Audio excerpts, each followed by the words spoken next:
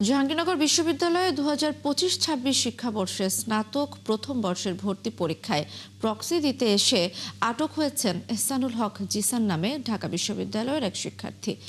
আটককৃত জিসান 2024-25 সেশনে উর্দু বিভাগের শিক্ষার্থী। তিনি রাফি হোসেন সাজিদ নামে এক শিক্ষার্থীর প্রক্সি দিতে এসেন। পুলিশ জানায়, সোমবার সমাজ বিজ্ঞান অনুষদের ভর্তি পরীক্ষায় দ্বিতীয় শিফটে বিশ্ববিদ্যালয়ের স্কুল অ্যান্ড কলেজ কেন্দ্রে প্রক্সি দিচ্ছিলেন জিসান।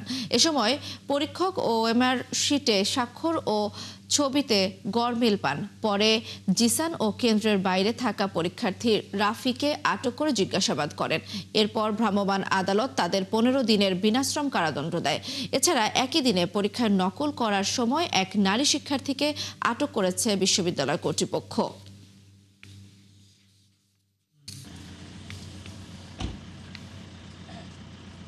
অ্যাডমিট কার্ডের ছবিকে ম্যানিপুলেট করে অন্য একজনকে পরীক্ষার হলে তার পরিবর্তে পরীক্ষা দিতে পাঠিয়েছেন এবং সেখানে